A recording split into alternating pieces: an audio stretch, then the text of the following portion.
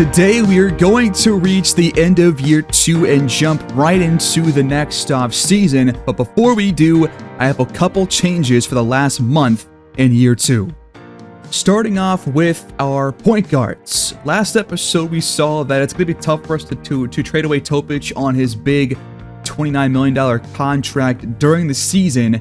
But I did read the comments, and I do think that having Topic as the point guard might allow more chances for Noel McCall, Sean Mason, and Tevin Wilson once he comes back from the injury. So I'm going to make Topic our starting point guard to close the year. We'll move Brunson to our bench and see if this can get the ball in those younger players' hands more frequently. I also went through and did the workaround for the playbooks. So I did have the Knicks playbook assigned to us, but apparently all of the current team playbooks don't actually run those plays. If you use a current team playbook, it'll just do freelance offense the whole time, and there's no way to circumvent that with that current team playbook assigned.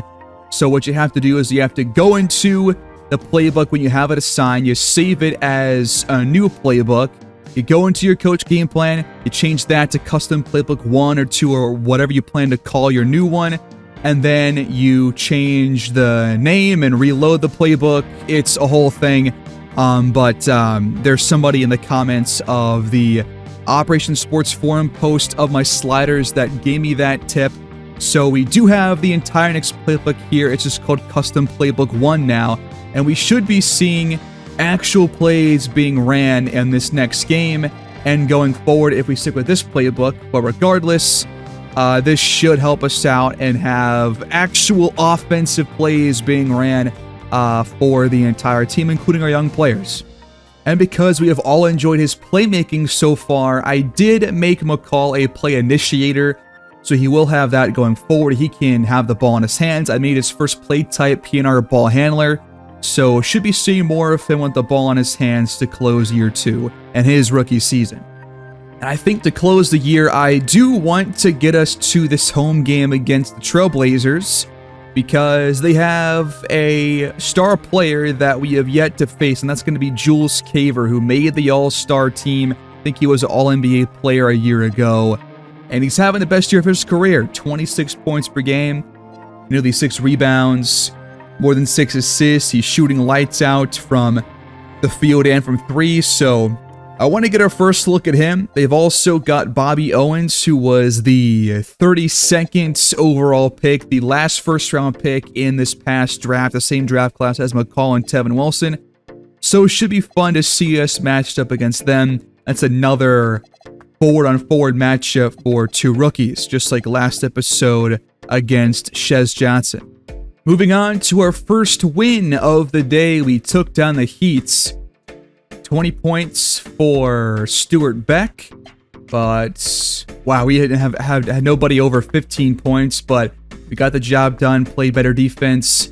Sean Mason, Jet Howard, each with 15 points. Noel McCall, only 8, had 4 blocks, 3 assists, but also 6 turnovers, not his best day. Topic also had 5, and we held the Heat to 23% from downtown on the way to the win. But this time, McCall leads the way as the Sharks pick up their next win against the OKC Thunder with a huge fourth quarter, outscoring them by 20 points to take it by 24. Jet Howard, 22 off the bench. I think there's potentially a chance for him to start over Podziemski as well, either to close the year or going into next year. Do we have Howard on a contract for next season? Yep, he's on a 3-year deal, so 2 extra years after this one. I think I might consider probably next year starting him over Podziemski or finding somebody else to play the 2. We'll see how the draft and the free agent market shakes out. SGA, though, at 26 here in this one, but we had a really nice fourth quarter and won it by a lot. We have nearly blown a massive lead here against the Wizards. We led by 21 at the half, and now they have come back to within 1 point, under 7 to play, 104-103 at home. Would like to get a win here. The facing off against Caden Tate and the Wizards. There's Mark Williams as we jump in. He'll give us a 3-point lead here at home in Amalie Arena. They've got 31 wins. We have 18. We're approaching 20 on the season. Would love to get there by year's end, but we've allowed 38 to the rookie Caden Tate. We got to play some better defense to close this one if we want a chance to get win number 19. Right now, we've got Patrick Williams, Jalen Brunson, Jet Howard, Noel Craig, and Mark Williams on the floor. And now a chance for Washington to take the lead here. Out to Tate. Catch and shoot triple. Too strong. Mark Williams the rebound. Over the top. Mark Williams inside over Frazier. Got it to go.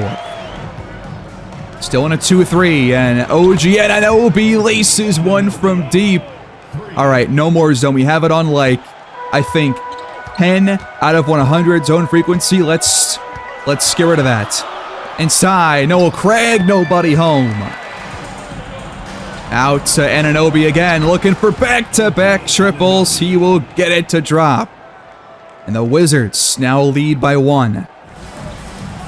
Back to Mark Williams on the pick and roll. And he's been pretty much the only offense for us since jumping in.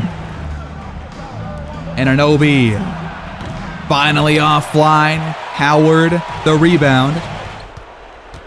Starters all back in to close this one here under 3 to play as Anunoby gets baseline and by Patrick Williams to put the Wizards back in front. Out to McCall. He's open for a 3. It's not going to go. Mason tracks it down. And now trying his luck from deep. It's Topic on the money. Sharks by 2. Dished out. Tate fires a quick one. That one puts the Wizards back on top. He's up to 41, 19 of which nearly half his points coming here in the fourth quarter alone. He's trying to will his team to a win. McCall waiting for a screen. Has Mason rolling inside. He'll pass back out to Podziemski, but his corner triple is offline. Tate, one-hander, left that one short. Good rebound by Sean Mason. And he gives it right back to Washington. Frazier cuts it off. Here's Tate rising. No good. We still have a chance. 1 minute left to go and counting. What kind of play do we call here? It's a catch and shoot triple for McCall. And the threes aren't dropping for us right now the last couple trips down. Frazier almost turns it over. Lane given room. Too strong though. There's a 2-second or second and a half shot clock differential. Out to Podziemski. Now Patrick Williams. We could be saving for the last look here, trailing by 1. Williams to Topic. On the move. It won't go. And the Wizards get the rebound and are fouled. That was a really ill-advised shot by Topic. I'm not sure what he saw there to pull up. But now a missed free throw. Caden Tate misses the front end. We do have 2 timeouts. We will be able to advance. Trailing by 2. Under 5 seconds left. McCall wants the win, and he can't get it to go. The Wizards hang on. The rookie had a couple of looks late. None of them fell. Again, the 3-point shot hopefully will get better between now and his second season. Nobody for the Sharks could surpass the 17-point mark. Again, Jet Howard has a good day off the bench. Topic had 16, Brunson 15 off the bench. McCall 14 and 12, but only shoots 5 for 15 with 8 of those 10 misses coming from downtown. He could not hit a single 3-point shot here in this one. I think 3-pointers right now are his 4th and last priority on the play types for him. I still want to get him some looks, just kind of work on that. But it's the last priority for a reason. We have 5 games left on the season. Our next chance at win number 19 comes in a rematch against Shez Johnson and the Pacers. They lead by 1 again in Tampa. 3:10 left to play. Oh, Anthony with it with a really tough shot. It's not going to go. These two teams love their low-scoring games. It was 98-90 Pacers last time we faced them, and now it's even lower, 85-84. Brunson on the floor right now. He'll drive it inside, but misses at the rim. You gotta hit that. I don't care who's there. Brunson now 6 for 14 and gives up a layup on the other end. That is ridiculous. 3-point lead now for the Pacers. They got a couple guys at the scores table, as do we. Starting 5 back out there to close the game. McCall, another look from downtown. Finally got one to fall. And now we're all knotted up here, 87 apiece. Shez Johnson back on the floor for the Pacers. We saw this last episode. Who's going to get the best of the other rookie here in this one? Johnson's 3 won't go, but there was a bad screen regardless. We take over in a tie game. McCall looking to isolate. He'll drive and draw a foul. It's going to go against Johnson. Free throws can put us in front. McCall before the free throws only had 12 points. But is showing up when it matters most here in this one. Both free throws, nothing but nets, and the Sharks have a lead late. Inside and stolen away. Mason cuts off Johnson's pass, but gives it right back. Halliburton with that steal. Johnson to Lamont Claxton for 2. We're tied at 89. You gotta take care of the basketball here. McCall working against Johnson, finds Mason rolling. 91-89. Johnson trying to work his way inside. Passes back out to Tyrese Halliburton. Working against Nikola Topic. Hopefully a better on-ball defender than Brunson has been in this matchup in recent years. Johnson contested and out. The miss goes to Patrick Williams. Podziemski back out to Williams. Now Topic with it. Screen coming from Mason. The 3 will fall. 5-point lead for Tampa Bay. Nikola Topic. Indiana will have to go quick here. And they're going to turn the ball over. A bad screen from Jarris Walker. 18.2 on the clock, and they're going to have to foul us here. There's no shot clock left. They're going to have to put us at the charity line to have any chance to win this one. It's going to be Podziemski taking the crunch time shots. Brunette will go for him. Podziemski, 1 for 2. We've seen that before. Still a 2-score game. Who do the Pacers go to here late for a 3? It's got to be a 3. It's Johnson from way downtown, in and out. This will likely be the last time they foul us in this one. Williams can put the game out of reach here. And with the free throws, he will give us an 8-point lead. That should do it. They have no timeouts. And time is going to run out here for Indiana. We're going to earn win number 19, and it comes on our home floor. We are 1 away from 20 with 2 games left. We only had 3 players enter double figures here in this game with Topic, Brunson, and McCall. Again, we're still missing Tevin Wilson. Hopefully can return by the showcase game, but it's feeling unlikely, honestly. And, I mean, that was a big fourth quarter by us. We outscored them by 14 points. We went by 8, so good comeback effort right there.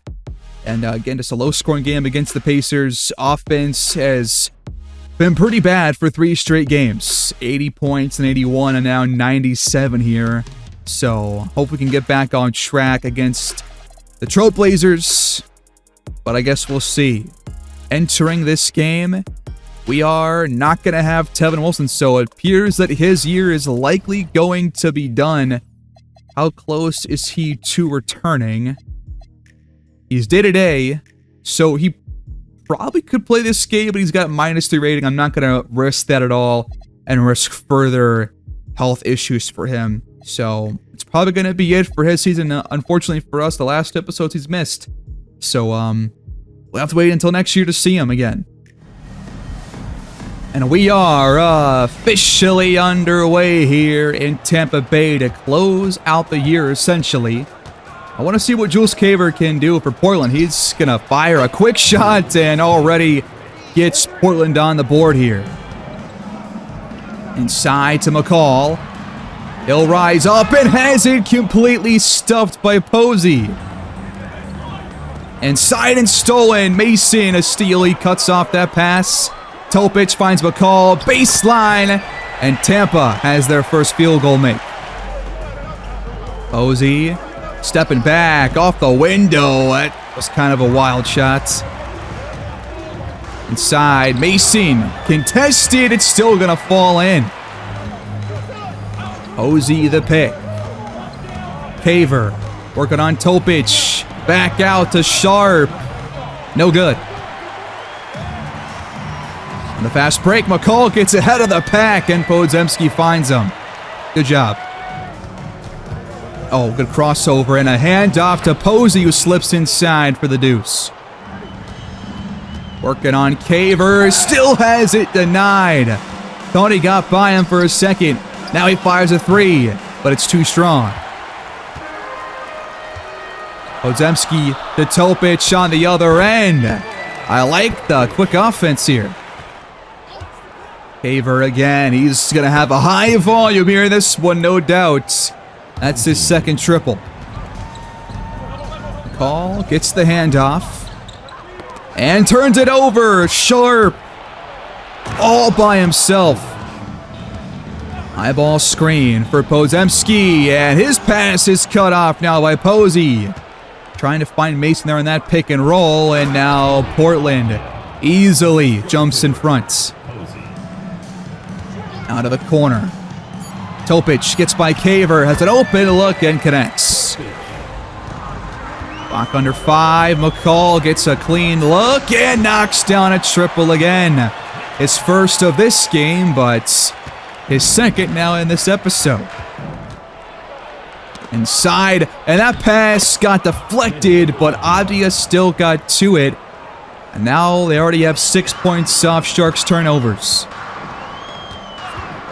The screen, pick and roll, Podziemski dished inside, Mason the leg. Caver, pass deflected by Williams, and Podziemski gets there. Topic, blocked! Amazing help defense, timed it perfectly. That was Posey again. Now he finds Sharp inside, bucket and foul, you gotta be kidding me. A free throw to give the Blazers a 3-point lead is online. Mark Williams on the floor, sets the pick. Trey Mann can't find a good pass. Craig with a pull-up triple. It's not going to go. Inside stolen. Mark Williams there and gives it right back. How many times can we do this in one episode? Posey unable to finish. Rebound to Mark Williams. He finds McCall wide open. Another triple drops for him. What a first quarter for the 5th overall pick. He's got, what is that, 10 points? It's a good start. Good pass. Posey left wide open, and he answers right back with one of his own. Good pass inside to Brady for the easy deuce. Couple of bench players teaming up there for that bucket. Williams, the screen. Howard finds room, can't connect. Again, thought about starting him, but gonna wait until next year to make that choice if there is availability for that spot. We'll see what happens in the offseason. Hawkins, no. Little pick and roll. Mark Williams gets by everybody. We're back to within 1. Howard fires off the feed from Mann, and Tampa Bay leads. From behind the arc, he's wide open, but Sharp can't connect, and the quarter comes to an end with the Sharks in the lead, 28-25. I'm enjoying this. Start of the second quarter, Jalen Brunson out there alongside Podziemski, McCall, Deron Holmes, and Mark Williams. Grab it right to the rack on the other end. Wow, that was tough. Clock under 5 now for the Sharks. Brunson to Williams, has to fire, and he got it. Good screen from White. Grab it open from downtown to tie things up at 30. Sharp, just inside the elbow. Portland now leads. 6 lead changes, 6 ties so far here in this one. It's a play setting up for McCall. He's hit 2 so far. That's not going to be his 3rd. Nice pass. And Sharp takes advantage. The run continues. Little pick and roll. Deron Holmes right down the lane. Easy 2. And deflected. How did they get that back? And the play continued. Block under 5 again. Brunson against Scravett. Fires over him. It's not going to go. So what you get when Brunson's out there, I think he's going to be a good piece for us off the bench next year if we keep him.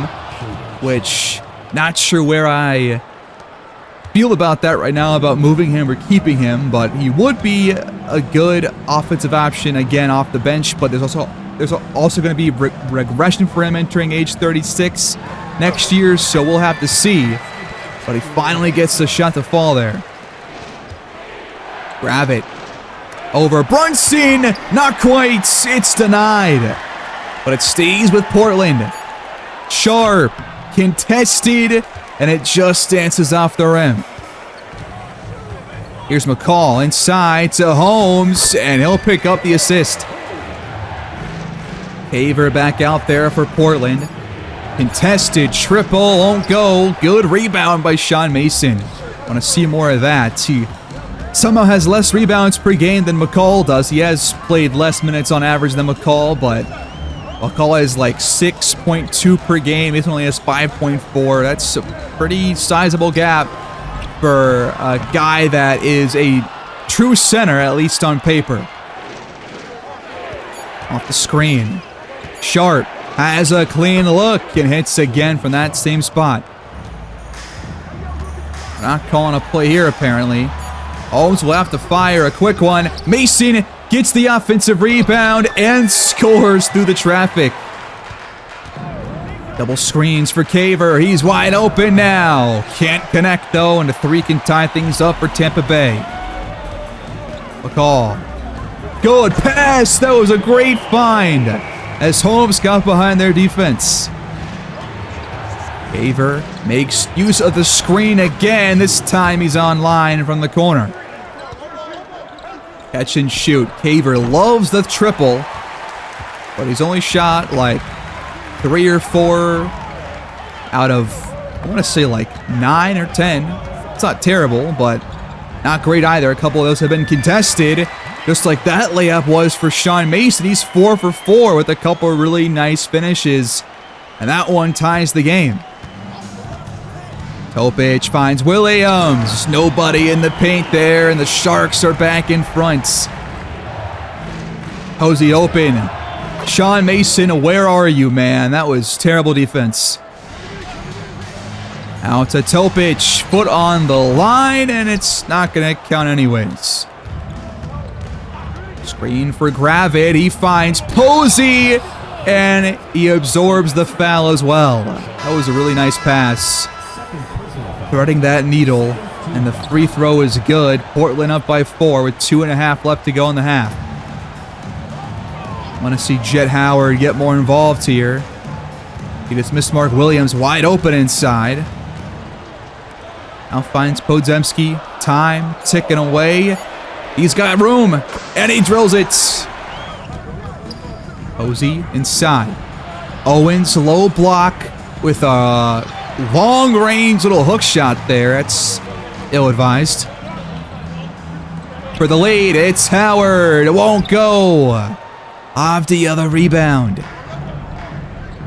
Gravett throws up an alley-oop, and Avdia gets there first. Patrick Williams caught behind. 2-second shot clock differential here. They'll save for probably the last look of the half, and Gravett can't connect. And we head to halftime, trailing 52-51. It's been a really neck-and-neck game. But after a 10-point first quarter from McCall, he put up a goose egg here in the second quarter. I want to see more out of him. Second half underway now.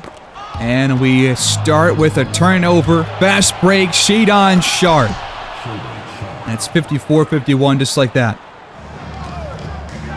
McCall inside. It's Podziemski open. Another assist for the rookie.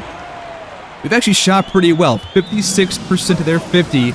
We just have a lot of turnovers, and we've had a couple of slow offensive possessions so far. Haven't hit our threes too well. But fairly low scoring game. Not quite as low as some of our recent matchups. McCall spinning and scoring. He has really shown off his ability to score the basketball here in this game. I'm loving it. Sharp steps into a three and connects. Low block with Sean Mason. Dished out to Topic. His three will put us in the lead. Inside, almost stolen by Mason. Posey will try a little spinning shot. I mean, he's been efficient. He's been great on defense. This guy has been really, really good. Block under 5. McCall gets the grenade. That three just misses. Owens with a little spinning shot that's been working out for these guys so far. Topic. Another trifecta. Batted away by Sean Mason again. And then by Podziemski. Now Caver's wide open. Luckily, nothing comes of it. Pick and roll. Nobody there. Easy two for Sean Mason. He's still perfect from the field. And that one's ripped away. Finally a steal. It's Podziemski. Topic open. A foot inside the arc. That one's offline.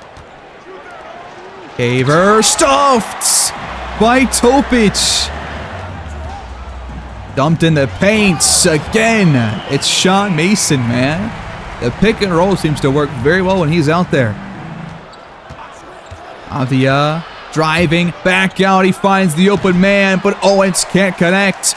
Second chance. No. Posey, another offensive board, but he can't put it in. Mason refusing to give up on that play. I like that hustle. And now Sharp, another steal and fast break throwdown. Another turnover. Back-to-back TOs by the Sharks. And they turn the ball over and it goes the other way, luckily for us. Oh, Mason has a lane. He'll still fire off the window. Still perfect. Sharp downhill. Hands it off. Owens a better pass to Gravett. That was a great assist. And we give it right back to Portland, man. These turnovers are killing me. Almost got one back. We've had good hands this game, but they've had more turnovers themselves than we have, despite us having probably like twice as many deflections. They've already got 10 steals and 12 points off of our turnovers. That's Mason's first miss right there. In the corner, it's Hawkins. In and out. Rebound goes to Noel Craig. You're on home. Skits by Posey for the deuce. Waiting for a screen. The three on the way and in there from Jules Caver. Man. Close range shot. That one's going to count. Pick and pop. Caver keeps it. Fires on the move. And he's got 5 straight. Hawkins. Quick trigger all day long. Hasn't been successful so far. But White gets the offense rebound and put back to go. And we trail by 4. Holmes the screen. Podziemski has room. And still can't connect on that triple. Up ahead. And Holmes cuts off the pass. Fast break chance. McCall back out there to close the quarter. And they got back on defense pretty well. Now a mismatch down low. Mark Williams draws the double. Topic left open. Williams flips it back in. Good play. Oh, Williams went for the steal. And White had a clean look at the jump shots. Last play here in the quarter. Rabbit with it. Throws it up and out. It's 78-74. We're still in this game. Just gotta find some offense here in the fourth quarter. Just like last episode, we have a chance. Just gotta take advantage now. Fourth quarter officially underway here. Rabbit shuffles it. It's deflected again, but we don't end up with the ball. It's happened so many times this game. Sharp rises. Can't hit though, and a nice box out there by Mason. Lobbing it up. Another alley-oop attempt for Mason that's knocked away midair. Hawkins on the other end. Misses a bunny. I mean, that is an easy two. And now we're fouled on the other end. We'll put Sean Mason at the line for a pair. A chance to make it a one-score game, but he misses the front end and left it short. Sean Mason, 0 for 2. No. Over the top. Mason. This time is open. They go quick and turn the ball over. Jett Howard. A nice interception right there. Now a chance for us to tie or take the lead. Topic finds Holmes, and he will tie it up at 78. Rabbit, downhill, hands it off. White rocks the rim out of nowhere. Jett Howard is wide open. The tip will go. Mark Williams keeping that play alive. It's time for some Brunson ball. Rabbit picks him up. Clock ticking away. Brunson, couple of fakes, and draws the foul. That's his fourth. Free throws to jump in front now. The first will go. Jalen Brunson knocks down the pair. Back out, pick and pop. Posey taking his time, but it does not work out. Mark Williams hands it off, and the Bigs link up to double our lead. Backdoor, it's Owens for the deuce. And we just turn the ball over. Gravett picks Brunson's pocket. That play has happened 3 to 4 times so far. That includes the cutoff passes by Shadon Sharp. Quick pull-up, though, for Brunson. He gets those points back. Now 15 lead changes, 12 ties. We could be in for a close one here. Off the screen.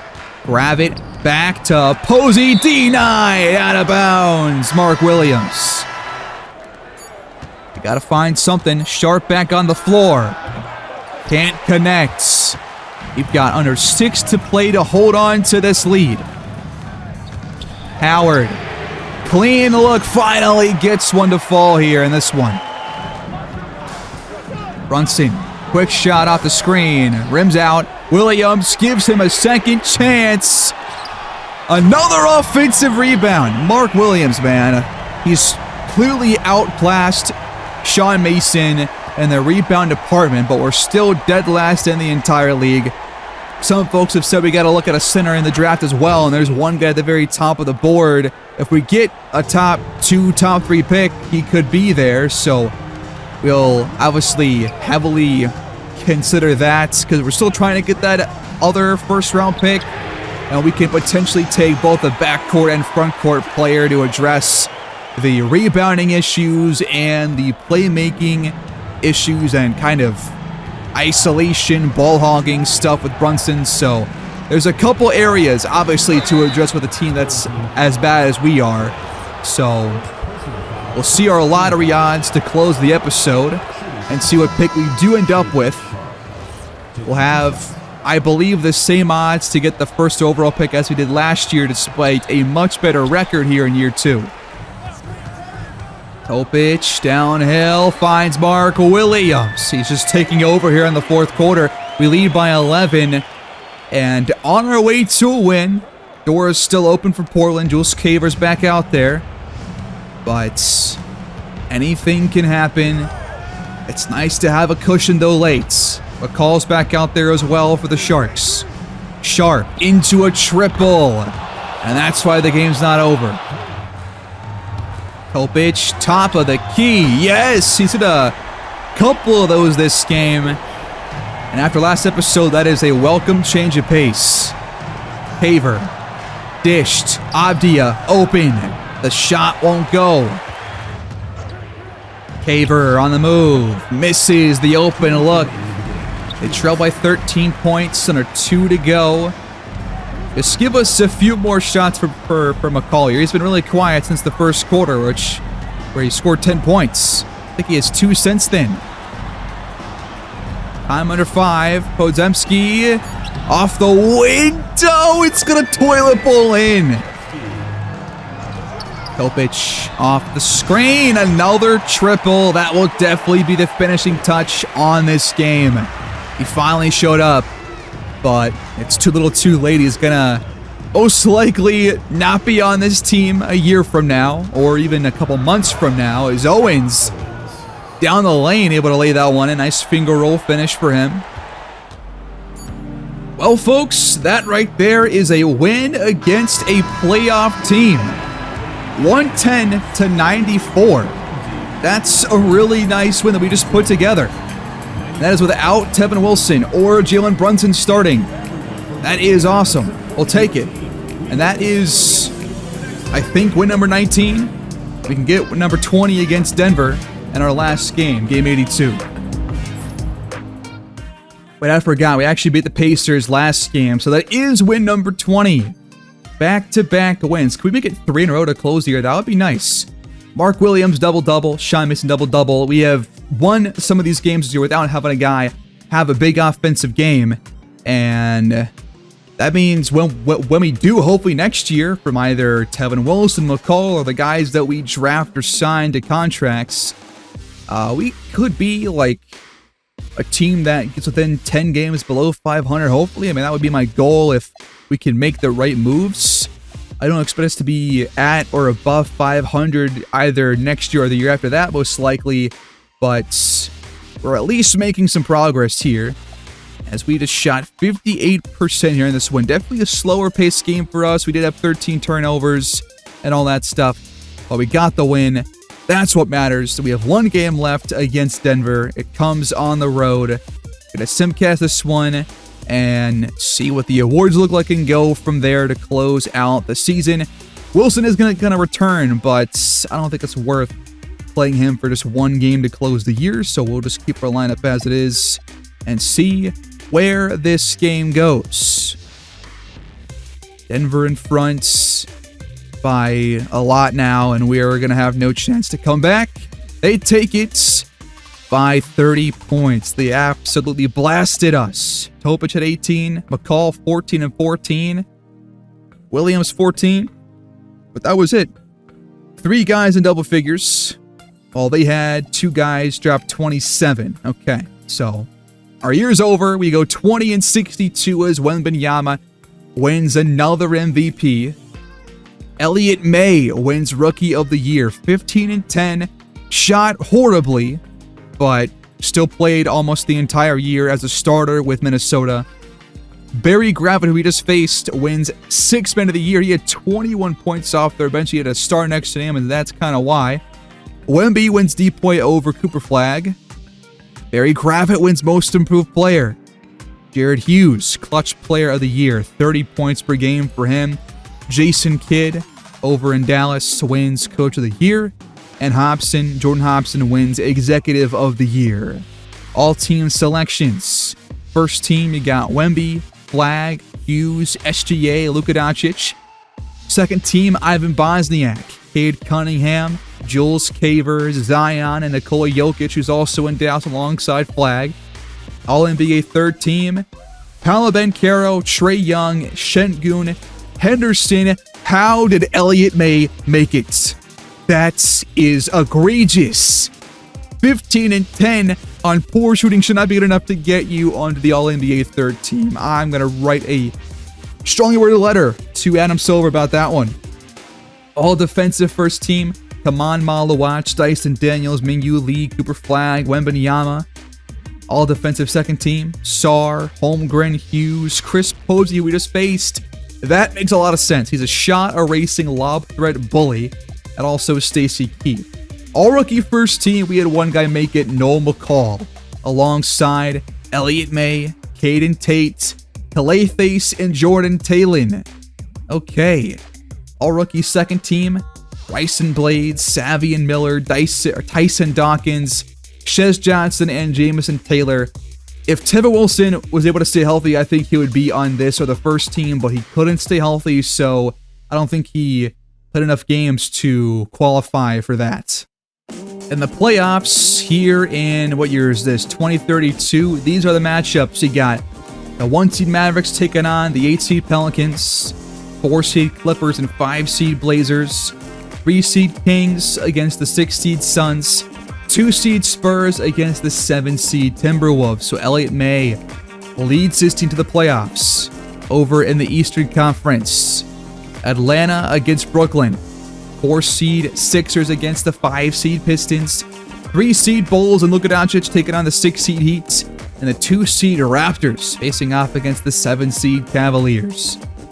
League leaders this season, only 3 players at 30 points or more. It's Zion, Cooper Flag, Jared Hughes. Zion, the top scorer overall by game. Rebounds per game, Jalen Duren, the top guy. Top assist man, SGA, 8.4 assists per game. Top stealer, Cooper Flag, 2.4 per game. Top shot blocker, Wembanyama. Moving on to our team, our own player stats. McCall played and started every single game. He was healthy the whole time and was our second leading scorer, only behind Jalen Brunson. 15, 6, 2.5 assists per game, 1 steal, 1 block, 45% from the field, 30% from downtown, 81% free throw shooter. Jalen Brunson, good 3-point numbers, good overall shooting splits, averaged 19 and 5 per game. Tevin Wilson did drop down. He only played in 37 games. That's less than half. If he is going to progress at all, he's got to play more than like 50 games in a season. Less than 40 is not going to cut it. I'm really hoping that injuries don't become a theme for him, because if so, we're going to have to draft another guy to take his place at the 4, but obviously got to wait another year before we can cross that bridge. He averages 12 and 6 though, and shot the ball very, very well. Better than McCall from 3 and from the fields. Topic, 10 and 4, 45%. Jed Howard, off the bench every game, 10 points per game. Mark Williams, 9 and 9. Podziemski, 9 points per game. Noel Craig only shot 40%. Definitely down year compared to a year ago. Shot 20 or not 20, like 20 or 2.5% worse. All of his numbers came down. Not good. And then Sean Mason, man, 7 points per game, 5 rebounds per game, only shot 42%, which is a big uptick from last year across the board shooting wise. But he played less minutes, so had less rebounds. Hopefully there's an uptick in progression for him. If not, then we're going to sort of get really worried about that and really consider a move. I'm still already considering a move in terms of drafting a center before next year. All in all, we had an offense that was actually better than last year. 111 points per game. That's better than like 10 other teams. Points allowed per game, we were the worst. Defense right now, clearly a problem. Offense is also a work in progress, but defense right now is obviously one that stands out. We were not the best shooting team. We were actually 12th. That's more than I thought, so that's actually pretty impressive. We were a pretty decent three-point shooting team, top 11. Free throws, bottom half of the league. The rebounds, though, obviously, as I said, we were the weakest rebounding team in the entire league at 45.2 per game. We passed the ball okay, like middle of the pack passing team. In terms of forcing steals, probably not great. So yeah, down here, McCall was our top steal getter. Blocks per game, we were actually top 7. So there's at least solid rim protection, but that's kind of the only thing to hang our hats on defensively. And in terms of turnovers, we were a bottom 10 turnover team, which is not a good thing. Simming the playoffs now, and it's gonna be the Kings and Ace Bailey against Trae Young and the Hawks. The Kings took down Dallas in 7 games. Atlanta has had a pretty easy road so far. At least they're making it look pretty easy. So, Hawks, Kings, the 3 in the West against the 1 over in the East. The Hawks, I think, won last year, if I'm not mistaken. I forget. No, I think the Mavericks actually won last season. Let me double check that real quick. It was the Mavericks over the Bulls a year ago. The Hawks made it 2 years ago, but lost against Wemby and the Spurs. But they're back here with Young back on their team after 1 year over in Seattle. And the Kings take them down in 5. Led by Ace Bailey, 22-7, 1.4 steals and blocks per game, and had really good shooting splits. And they are your new champions. The Kings finally get a title for the first time in maybe ever. I forget if they won before. I really don't know. That's how long it's been, if it's been that long at all. That means we're gonna get ourselves up to the draft lottery now. Player retirements, Kyrie Irving, as expected, is done alongside Miles Turner, Malik Monk, Anunoby, Mikal Bridges. Rui Hachimura goes out on top as a champion. Lonzo, Austin Reeves. So, there you go. Kyrie is the only Hall of Famer in 2032. 22 points per game, 5 assists per game, 9 All-Stars, 3 championships, 1 Finals MVP, couple of NBA All-Team selections. We'll skip through league meetings and just project any rule changes real quick. And now the draft lottery. Here we go. We have the highest odds alongside the Knicks and the Pacers. Last time we had 6 wins, we got pick 5. They're hoping for a higher pick in this year's drafts. Let's get right down to it and just go through. The Lakers, with the lowest odds, will stay at 16. Number 15 should be the Hornets, and it will be the Hornets, so nobody leapfrogs in the first 2. Now we have the Utah Jazz, 1.5% chance they will stay at 14. Next up, pick number 13. 2% chance for Orlando. They will stay there. That's all good news for us. We want teams to not leapfrog. That is the goal. We want to stay in the top 3. Pick number 12 should belong to Golden State, but it's gonna be the Wizards instead. 1 team leapfrogs in the top 4. Hopefully that means that somebody else got knocked out. The Rockets will stay at pick 11. We have reached the top 10. We're going to have a top 10 pick. That's good. Celtics leapfrog. So now 2 out of 4 spots taken in the top 4. The Thunder have pick 10. Now the Nuggets leapfrog. What are we doing? Everybody's leapfrogging. This is bad for us. This is terrible. The Grizzlies have pick number 8.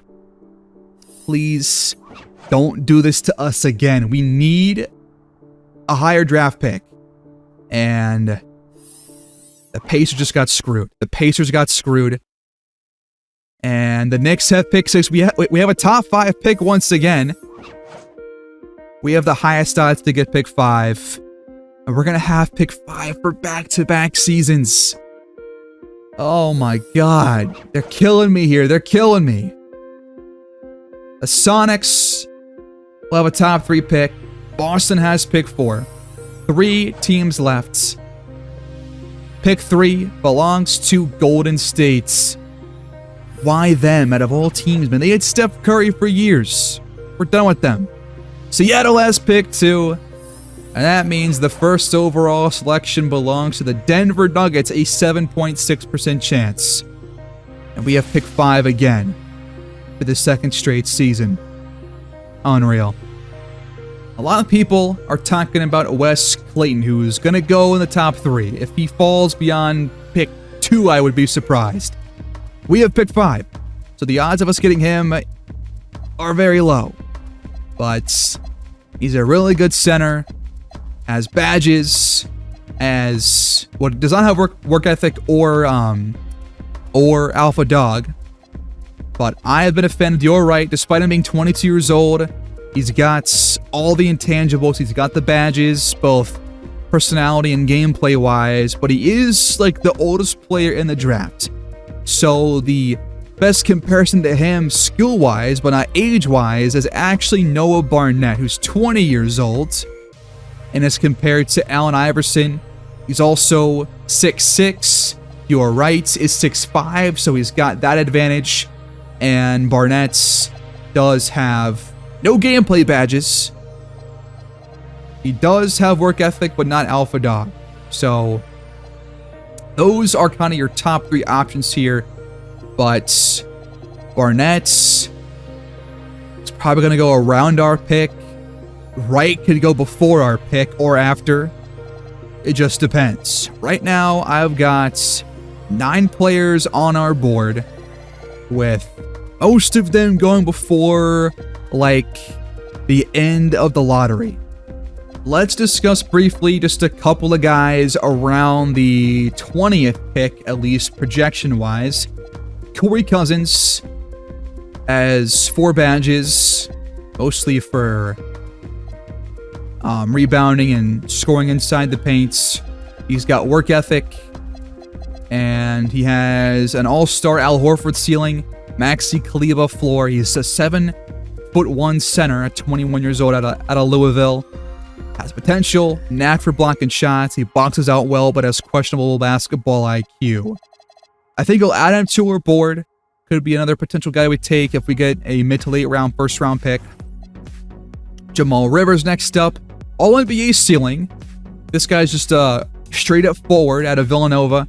He's 6'8", 21 years old. Dave DeBoucheray ceiling. Aaron Gordon floor. Good on ball defender. Able to hold his spot in the paint against most defenders. Offensively, good upper body strength and slow to grasp new offenses. He does not have work ethic or alpha dog and has no gameplay badges. Neil Lovitz is a backcourt guard. 6'4", 19 years old, ankle assassin, lightning launch, shifty shooter. He has work ethic as well.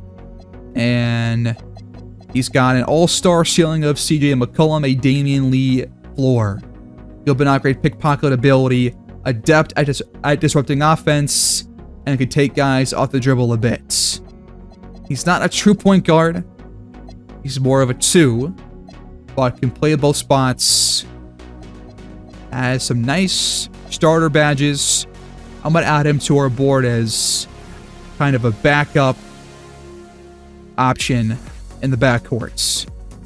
Another backcourt guy here. We got Howie Ellis. Low ceiling, low floor.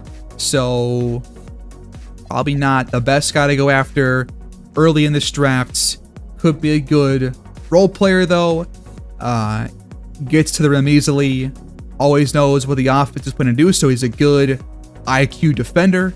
Has good balance. But does lack some offensive IQ.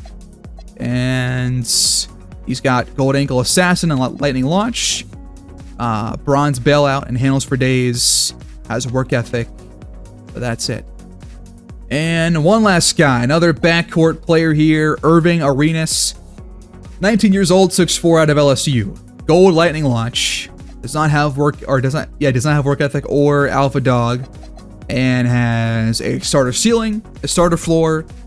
Pretty good at holding onto the ball while attacking. He can find his own shots, good mid-range ability, and can find his spots well on defense. No big weaknesses, so I'll add him to our board, but that's going to be like the absolute last resort option in the backcourt as like a backup point guard option. And we'll probably just address other guys on or in the class if we want to scout them when our potential second first-round pick comes up. But the guys that we talked about and already have on our board up here towards the top are guys we're going to be thinking about at pick 5, if they're there. We'll see what happens. But, man, I mean, having pick 5 is not great. I'm not going to complain all too much because the top 5 pick is a top 5 pick. There's still going to be good options available. But I would like to have a top 3 pick at the very least. We don't for back-to-back years. We'll see what happens moving forward. But that's how it goes sometimes. 20-win season. That's our new record. So we'll go from there. But we'll see what the NBA draft brings us. Please leave your feedback down below. Who do you want us to take with that 5th pick? And where do you want us to hopefully target with our second first-round pick if we were to acquire one? Which spot? Mid first round, late first round, what do you see? Give your thoughts down below, like the video, and subscribe, and I'll see y'all next time. Take care.